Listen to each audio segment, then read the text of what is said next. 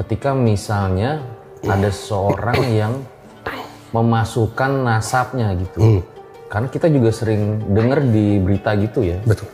Ada tentang Habib-Habib palsu nih, seperti di berita berikutnya. Betul. Nah, ini sih. Misalnya kasus pemalsuan sertifikat keturunan Habib gitu ya. Betul. Nah, kalau seperti itu bagaimana sikap kita gitu sih? Baik, saya mau kasih satu contoh. Ya. Pernah nggak ada orang yang memalsukan akta kelahirannya? Pernah pasti pernah ya. Itu tidak berarti semua akta kelahiran yang ada di Dukcapil palsu semua. Betul kan? Sama seperti itu juga. Kalau ada orang yang mau terhormat atau mau menjadi orang terhormat di komunitasnya, jadi dia memalsukan nasabnya dan dia mengaku keturunan Nabi Muhammad SAW, maka dia harus ditindak. Harus ditindak. Tapi ditindak oleh siapa ini? Jadi kemarin itu lagi rame banget di sosial media tentang isu nasab dan Habib di Indonesia. Sebetulnya masih ada nggak sih keturunan dari Nabi Muhammad SAW hari ini? Bismillah, Allahumma salli wa sallim wa barik ala Sayyidina Muhammad wa ala ali Sayyidina Muhammad. Jadi keluarga Nabi Muhammad SAW setelah Nabi Muhammad meninggal dunia, mereka pindah ke banyak tempat. Ada beberapa yang pindah ke Mesir, tempat saya. Ada beberapa yang pindah ke Yaman. Dan dari Yaman ada beberapa yang pindah ke Indonesia juga. Jadi sampai hari ini masih ada keturunan Nabi Muhammad SAW. Berarti di Indonesia juga masih ada ya? Insya Allah masih ada. Insya Allah masih ada. Betul. Nah, Syekh itu kan dari Mesir gitu ya. Kalau dari Mesir itu tandanya dia keturunan dari Nabi Muhammad itu seperti apa ya Syekh? Di Mesir ada peraturan ketat terkait hal ini ya. Jadi di Mesir ada yang namanya Niqabatul Ashraf. Ini sebuah lembaga yang diakui pemerintah Mesir. Lembaga tersebut tugasnya adalah memverifikasi siapa keturunan Nabi Muhammad dan siapa yang bukan keturunan Nabi Muhammad. Yang keturunan Nabi Muhammad dikasih karne atau dikasih seperti ID card gitu. Kalau punya ID card ini berarti 100% keturunan Nabi Muhammad, karena di Niqabatul Ashraf tersebut atau yang lebih terkenal dengan istilah niqabah ya, itu ada pakar ilmu nasab di sana. Jadi kalau ada orang yang mau cek nasabnya, mereka cek itu silsilahnya ke siapa sampai ratusan bahkan ribuan tahun yang lalu. Contoh misalnya, saya sendiri, saya tahu siapa kakek saya yang 1000 tahun yang lalu. Serius tuh sih? Serius, saya tahu namanya, kerjanya apa, pindah dari mana, istrinya berapa, anaknya berapa. Saya tahu semuanya, semua informasi itu. Terus informasi itu kayak diwariskan gitu. Jadi ayah saya ceritakan itu kepada saya. Nanti saya ceritakan kepada anak saya dan seterusnya, seperti itu. Iya, saya juga sering dengar ya, kayak di Mesir, Yaman, anak-anak kecil itu tahu tuh leluhurnya gitu ya. Betul sekali. Kalau menurut saya sendiri, apa sih manfaat ketika kita mengetahui leluhur kita gitu? Baik, itu sebenarnya ada dua manfaat gitu ya. Manfaat yang pertama, manfaat sosial, supaya tidak ada yang berani mengaku keturunan A padahal dia bukan keturunan A. Makanya muncul pentingnya yang namanya pakar ilmu nasab. Supaya kalau ada yang mengaku dari suatu keturunan, langsung dipanggil pakarnya. Ini benar nggak dari keturunan A? Gitu. Ini manfaat yang pertama. Manfaat yang kedua lebih ke tradisi, ya. Jadi kan setiap tempat itu ada tradisinya, ya. Budaya ya. Budayanya betul. Di negara Arab secara umum, khususnya di Yaman dan Arab Saudi, itu terkenal sekali budaya nasab itu. Jadi itu lebih ke tradisi seperti itu. Dan sampai hari ini di setiap suku di Mesir, Arab Saudi, Yaman itu ada pakar ilmu nasabnya. Terus kalau ada perselisihan tentang nasab, langsung dipanggil dan ditanya. Pakar ilmu nasab itu lebih keren lagi. Tahu nasab semua sukunya sampai Nabi Ibrahim. Oh. Ya, jadi jauh sekali. Jadi memang sudah ada ya. Betul. Terorganisir gitu ya. Sangat-sangat terorganisir. Tapi Syekh, kita boleh nggak dalam agama meragukan nasab seseorang? Masya Allah, ini pertanyaan yang bagus sekali. Dalam agama, meragukan nasab seseorang itu boleh dalam satu kondisi saja, diragukan oleh hakim. Selain itu, kita tidak diperbolehkan untuk meragukan nasab seseorang. Rasulullah sallallahu alaihi wasallam bersabda, "Man idda'a ila ghairi abihi wa huwa ya'lamu annahu ghairu abihi, fal jannatu 'alaihi haram."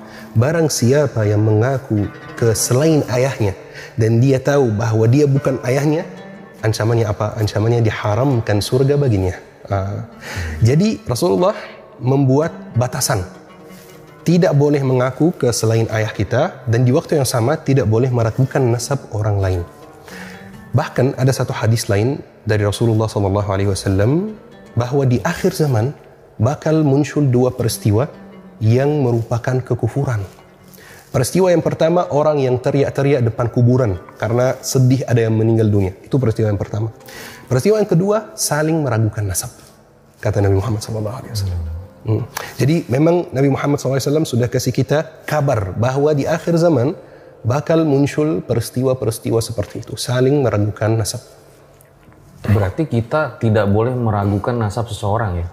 Betul sekali, tidak boleh meragukan nasab seseorang, sebagaimana tidak boleh ada orang yang mengaku kepada selain ayahnya atau kakeknya.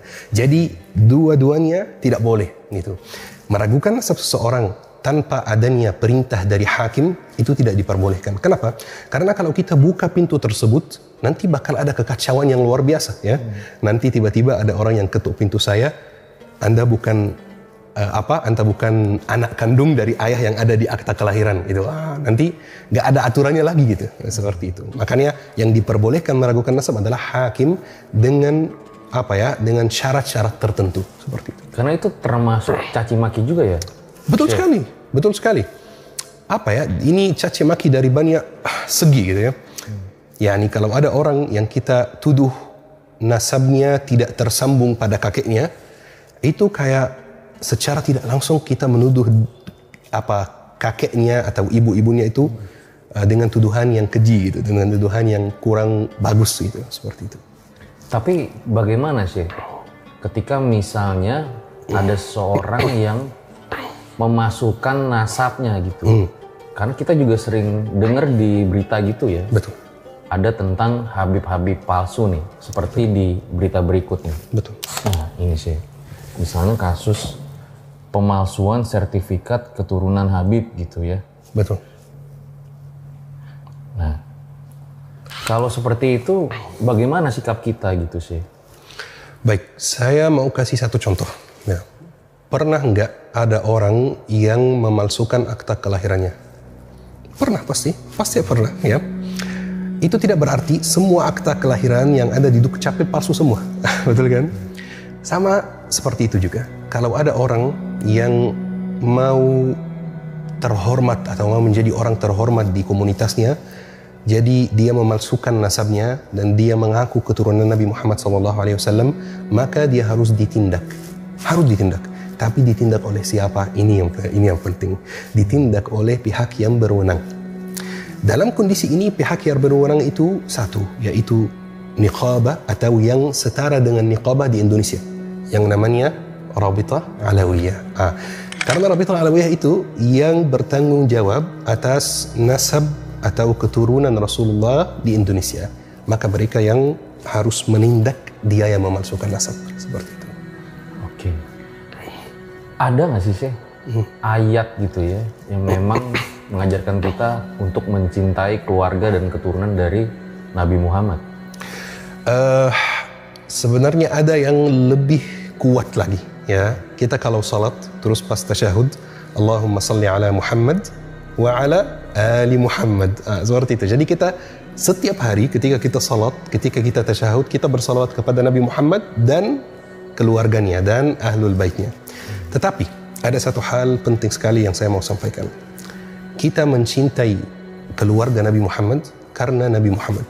Tapi itu tidak berarti bahwa ada orang yang terhindar dari dosa. Ini penting sekali ya.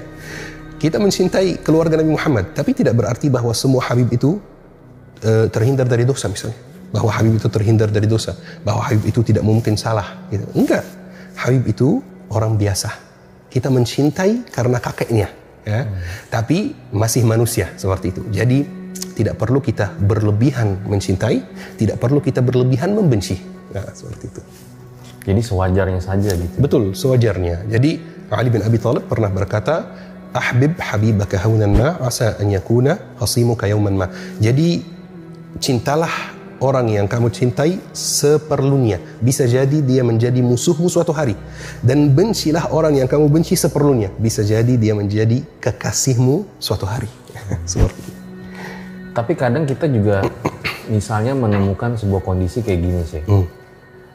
Ada keturunan dari Nabi Muhammad yang justru mengajarkan hal-hal di luar Al-Quran dan hadis gitu. Yang gak sesuai tuntunannya. Nah, cara kita bersikap tuh seperti apa sih? Kita harus balas dan kita harus menjelaskan kekurangannya di mana.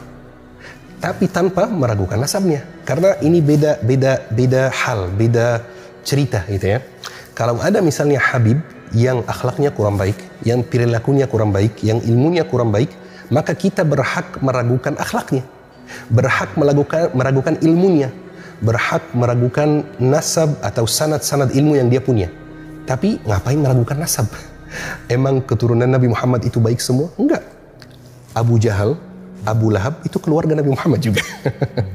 Terus banyak yang kita lihat kadang-kadang, bukan banyak, tapi ada yang kita lihat Habib yang mungkin perilakunya tidak mencontohkan akhlak Nabi Muhammad SAW. Ya, kritik akhlaknya, kritik ilmunya, tapi gak usah kritik nasabnya. Itu beda cerita gitu. Berarti kalau mengkritik Habib tuh boleh gitu? Sangat boleh, sangat boleh. Sangat-sangat boleh. Siapapun bisa dikritik. Siapapun bisa dikritik. Asal kita punya ilmu yang cukup untuk mengkritiknya. Jadi misalnya, saya kasih contoh. Saya kan, kalau saya sendiri, latar belakang saya itu ilmu fiqih. Ya. Jadi kalau saya melihat ada satu orang yang membahas ilmu fiqih, tapi agak menyimpang gitu, maka saya dengan latar belakang saya yang ilmu fiqih itu, saya berhak mengkritik dia. Tapi kalau ada orang yang tidak mengetahui ilmu fiqih, maka dia tidak bisa mengkritik. Karena tidak bisa menjelaskan dengan ilmiah gitu, kekurangannya di mana, seperti itu. Kalau soal akhlak, ya bisa saja semua orang kritik ya. Jadi kalau soal boleh dikritik, sangat boleh dikritik. Ya, nggak ada yang terhindar dari dosa, nggak ada manusia yang tidak bersalah, semua bisa jatuh dalam kesalahan. Soalnya saya pernah nemu gitu ya, komen netizen gitu ya, saya. Wah, nanti kalau misalnya kita mengkritik keturunan dari Nabi Muhammad, kita kena dosa gitu. Oh, enggak ada seperti itu. Itu tidak ada tuntunannya dalam agama sama sekali. Bahkan Rasulullah SAW pernah bersabda dan pernah menyampaikan kepada anaknya Fatimah, anak kesayangan Rasulullah SAW. Ya Fatimah, selini ma syi'ti lan ughni anki minallahi syai'an. Minta apapun yang kamu mau dari saya di dunia, tapi di akhirat saya tidak bisa menyelamatkan kamu. Masya Allah, itu ke anaknya langsung, Mbak, bukan ke cucu jauhnya misalnya ya. Jadi itu tidak ada hubungannya dengan dosa atau tidak, enggak. Itu orang biasa, sama-sama manusia, tapi kakeknya merupakan Rasulullah SAW. Kalau dia salah, dikritik, tidak ada masalah. Kalau dia melakukan kesalahan dari segi hukum, dihukum, tidak ada masalah, seperti itu. Ada nggak sih tugas khusus nih bagi mereka yang memang keturunan dari Nabi Muhammad SAW? Dalam agama tidak ada tugas khusus yang diberikan kepada keturunan Nabi Muhammad SAW. Jadi kesimpulannya, dalam Islam tidak ada yang namanya kasta. Dalam Islam tidak ada yang namanya ada orang lebih baik dari orang lain karena keturunannya. Itu tidak ada sama sekali dalam Islam. Rasulullah SAW bersabda, la farqa li arabiyyin ala a'jamiyyin illa bittaqwa. Tidak ada perbedaan antara orang Arab dan orang non-Arab kecuali dengan takwa. Jadi tolok ukurnya itu adalah takwa. Nasab ya bisa bikin kita di dunia misalnya dihormati orang, itu bisa, kenyataannya seperti itu. Tapi di akhirat hanya takwa. Jadi sebenarnya tidak ada tugas khusus untuk keturunan Nabi Muhammad SAW. Kecuali kalau memang orangnya berilmu, maka tugasnya menyampaikan ilmu. Sebagaimana orang lain kalau berilmu, tugasnya menyampaikan ilmu juga. Ini mungkin agak sedikit banyak yang bertanya gitu sih ya. Sebetulnya apa sih bedanya Habib, Ustadz, Syekh, Said, dan sebagainya gitu, Syekh? Masya Allah, tapi itu semuanya gelar di beberapa negara yang berbeda. Jadi beda negara, beda gelar. Kalau gelar ustaz, artinya di Indonesia beda dengan artinya di negara Arab. Di Indonesia ustaz itu artinya guru ngaji atau guru ilmu agama, ya. Di negara Arab ustaz itu artinya guru secara umum. Jadi bisa guru matematika dipanggil ustaz juga di negara Arab. Guru bahasa Inggris dipanggil ustaz juga. Taib. Kalau guru ngaji di negara Arab itu dipanggil syekh. Jadi sebenarnya syekh di negara Arab sama dengan ustaz di Indonesia. Dua-duanya sama. Kalau Habib itu ada beberapa teori gitu ya. Kalau Habib. Teori yang pertama, Habib itu dari keturunan Nabi Muhammad dari garis Al-Husain. Nabi Muhammad kan ada cucu Al-Hasan dan Al-Husain, ya. Al-Hasan lebih tua. Jadi Habib dari garis Al-Husain, Sayyid dari garis Al-Hasan. Seperti itu. Itu teori pertama, ya.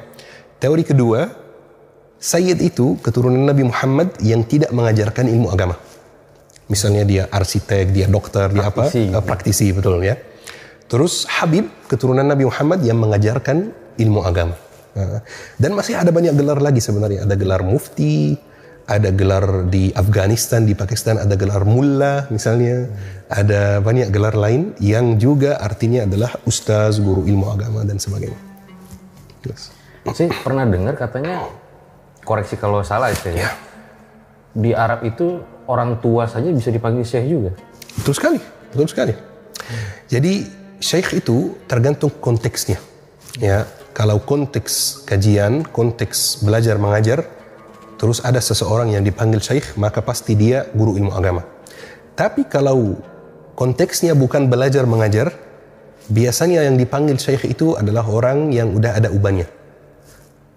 Seperti itu. Berarti saya bisa dipanggil syekh kalau tidak ada betul. uban ini. Bahkan yang lebih lucu lagi, di Mesir, di samping rumah saya ada gereja. Di gereja tersebut ada seorang pendeta. Dia juga dipanggil syekh karena ada ubannya.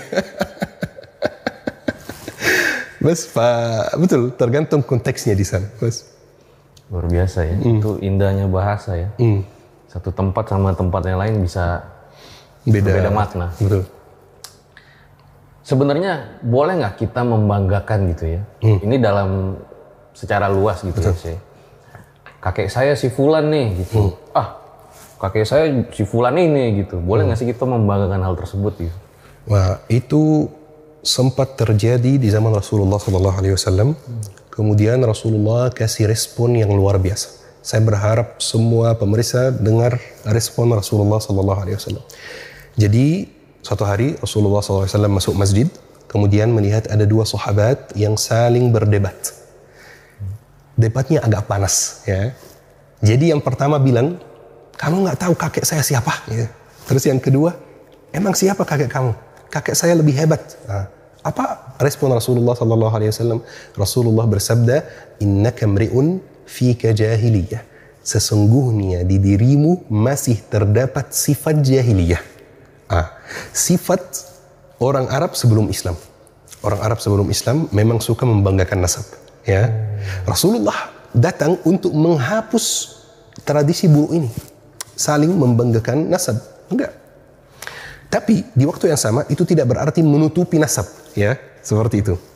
Jadi ya kalau ada yang keturunan Nabi Muhammad, sudah selesai keturunan Nabi Muhammad. Ada yang keturunan orang lain, selesai keturunan orang lain, tanpa menutupi nasab dan tanpa membanggakannya juga, seperti itu. Jadi dalam Islam tidak boleh sama sekali membanggakan nasab karena tidak ada nilainya di akhirat. Itu. Ya, ini kita balik lagi nih saya ke keturunan dari Nabi Muhammad. Apakah nanti Imam Mahdi itu memiliki garis keturunan dari Nabi Muhammad SAW? Betul sekali. Ini ada hadisnya. Rasulullah SAW pernah menyampaikan hadisnya bahwa Imam Mahdi akan keluar dari garis keturunan Nabi Muhammad SAW dan kemungkinan besar dari garis keturunan Al-Hasan. Bahkan Ali bin Abi Thalib pernah pegang kepala Al-Hasan, anaknya, kemudian mengatakan, inna hadza ibni sayyid, anak saya ini adalah pemimpin dan akan keluar dari keturunannya orang yang menyatukan umat Islam lagi. Seperti itu. Jadi memang itu ada hadis dan hadis sahih bahwa Imam Mahdi akan dari garis atau akan keluar dari garis keturunan Nabi Muhammad SAW. Jadi bisa dibilang ya mau tidak mau akan terus dijaga sampai akhir zaman nanti. Itu pasti keturunan Nabi Muhammad bakal ada sampai akhir zaman karena Al-Mahdi akan keluar di akhir zaman. Ya. Jadi yang pasti keturunan Nabi Muhammad bakal ada sampai zaman Al-Mahdi, seperti itu. Dan yang bertanggung jawab menjaga keturunan Nabi Muhammad adalah lembaga-lembaga yang saya sebutkan tadi. Misalnya di Mesir, Niqabatul Ashraf itu. Mereka menjaga. Kenapa? Supaya nanti diketahui. Gimana kalau misalnya 10 tahun ke depan, 20 tahun ke depan, ada orang yang mengaku Al-Mahdi. Dicek nasabnya. Ini keturunan Nabi Muhammad. Itu salah satu fungsinya. Betul. Kalau memang dia bukan keturunan Nabi Muhammad, berarti pasti 100% dia bukan Al-Mahdi. Kalau keturunan Nabi Muhammad, boleh kita bahas lebih lanjut. Ini benar Al-Mahdi atau tidak, seperti itu. Nah kemarin itu juga ramai di media sosial sih, yang mengatakan bahwa ada yang mengatakan kalau proses pencatatan nasab itu gak masuk kategori ilmiah. Kalau menurut saya sendiri, seperti apa? Menurut saya sendiri, saya mau tanya balik kepada yang bilang seperti itu. Apa definisi ilmiah? Itu penting sekali. Karena definisi ilmiah itu berubah dari zaman ke zaman. Oh gitu ya? Iya, definisi ilmiah itu di zaman modern kita ini adalah segala hal yang bisa diuji di laboratorium. Segala hal yang bisa dipegang dengan tangan, baru disebut ilmiah. Tapi sebenarnya ilmiah itu lebih luas dari itu. Ada metodologi penelitiannya gitu. Betul sekali. Padahal itu belum tentu. Ini baru definisi modern yang dibuat Barat. Ya. Tapi apakah sebelum ilmu berkembang seperti sekarang, tidak semua ilmu yang sebelumnya tidak layak disebut ilmiah? Enggak, layak saja disebut ilmiah. Apalagi kalau ilmu tentang pencatatan nasab seperti itu. Itu yang enggak butuh lab, bukan fisika, bukan kimia, bukan biologi, seperti itu. Dan itu ada ahlinya yang diakui oleh negara di sana bahkan. Jadi di sana itu tidak bisa ada sembarangan orang yang bilang saya pakar ilmu nasab, nggak boleh. Tidak diakui seperti itu. Pakar ilmu nasab itu diakui oleh negara, bahkan kadang-kadang dikasih tes, bahkan kadang-kadang pekerjaan ini diwariskan ke anak, gitu, dari anak ke anak. Jadi mereka itu pegang manuskrip gitu, pegang apa ya? Ini di Mesir ya sih? Di Mesir, betul, di Mesir. Di Arab Saudi, di Yaman juga sama seperti itu. Mereka tahu catatan nasab dari zaman dahulu, bahkan sebelum Nabi Muhammad SAW. Kalau saya sendiri tahu nggak sih, gimana sih proses pencatatan nasab yang di Mesir itu? Ada di Mesir satu lembaga yang dibuat oleh pemerintah khusus pencatatan nasab. Namanya Darul Wathaiq Al-Masriyah. Artinya apa ya? Darul Wathaiq itu artinya rumah catatan nasab Mesir, gitu ya. Di rumah tersebut ada semua manuskrip, ada semua catatan nasab yang dari zaman dahulu sampai hari ini. Hari ini kalau ada orang Mesir yang mau tahu nasabnya, misalnya dia nggak tahu kakek ke-10-nya itu namanya siapa, dia tinggal pergi ke Darul Wathaiq Al-Masriyah, menyerahkan namanya, nama saya siapa, nama kakek saya siapa, kemudian akan dilakukan proses pencarian dan akan dikasih tahu kakekmu yang ke-10 namanya begini, punya berapa anak, punya berapa istri, seperti itu. Dan akan dikasih catatan nasabnya yang asli. Jadi catatan nasab yang memang sudah ditulis kakek-kakeknya. Saya sendiri di rumah di Mesir punya catatan nasab keluarga saya. Bahkan yang lebih menarik lagi, dulu bahasa Arab itu tidak pakai harakat. Ya, itu dulu sebelum Nabi Muhammad bahasa Arab tidak pakai harakat, tidak pakai niqat, tidak ada titik itu ya. Catatan nasab yang saya punya di rumah itu belum pakai harakat, belum pakai titik. Setua itu catatannya seperti itu. Dan ada satu lembar catatan yang hilang dari saya. Saya tanya keluarga di rumah, ada enggak gitu. Katanya enggak ada. Jadi saya telepon teman saya yang bekerja di Darul Wathaiq itu. Dia cari-cari kemudian dia fotoin. Jadi memang semuanya sudah tercatat dengan sangat jelas dan sangat detail gitu. Saya masih tertarik tentang yang ilmiah tadi sih ya. Bahwa agama Islam kan memang agama yang justru paling ilmiah gitu ya. Betul. Bahkan dulu pernah ada zaman kemasan Islam gitu. Ilmu pengetahuan, filsuf, itu benar-benar maju gitu ya, ilmu ekonomi gitu ya. Nah, ilmiah yang dimaksud itu seperti apa sih gitu sih? Baik, dalam istilah ilmu syar'i khususnya dan ilmu-ilmu keturunannya, istilah ilmiah itu adalah pencatatan ilmu dengan baik yang ada sanad ilmunya. Ya, seperti itu. Jadi, misalnya, saya kalau dapat ijazah sanad di satu buku ilmu syar'i, saya bisa sebutkan yang mengajarkan buku ini kepada saya siapa, gurunya siapa, gurunya lagi siapa, gurunya lagi siapa, sampai pengarangnya yang mungkin hidup 1000 tahun yang lalu. Jadi pencatatan setiap hal dengan sumber dan sanad yang jelas. Seperti hadis, seperti ilmu hadis misalnya. Ilmu hadis itu misalnya ada hadis tabassumuka fi wajhi akhika sadaqah, senyum di hadapan saudaramu itu sedekah. Bagaimana kita bisa tahu kalau benar-benar ini perkataan Rasulullah? Bagaimana caranya? Bagaimana cara mengeceknya? Itu ada ilmunya. Ada ilmu yang membahas setiap orang yang menyampaikan hadis ini, dia siapa, ayahnya siapa, tinggal di mana, orangnya jujur atau tidak, kerja apa, terus kekurangannya apa, kelebihannya apa, setiap orang. Kan Rasulullah menyampaikannya kepada orang pertama, yaitu sahabat. Terus sahabat menyampaikannya ke tabi'in. Terus tabi'in menyampaikannya ke tabi'it tabi'in, generasi berikutnya. Kemudian tabi'it tabi'in menyampaikan ke generasi berikutnya. Sampai hadisnya di zaman kita ini. Dalam silsilah ini, setiap orang yang menyampaikan hadis ini, kita tahu asal usulnya. Bukan hanya dia siapa, kekurangannya apa, kelebihannya apa, tinggal di mana, bapaknya siapa, ibunya siapa. Dan jika ada silsilah yang kurang jelas, hadis ini disebut hadis dhaif. Jadi kita kan dengar hadis dhaif, hadis sahih. Hadis apa yang bisa bikin suatu hadis jadi dhaif? Ya itu, silsilahnya kurang jelas. Itu yang dimaksud dengan ilmiah dalam istilah ilmu syar'i. Semua hal dicatat dengan baik dan sumbernya jelas dan sanadnya jelas. Baik, jadi memang ada perbedaan definisi ilmiah di sini. Betul, betul. Tapi Syekh, kalau zaman dulu itu kan bisa dibilang orang Barat meniru umat Islam saat itu. Betul. Dengan kemajuan ekonomi, ilmu pengetahuan gitu ya. Betul.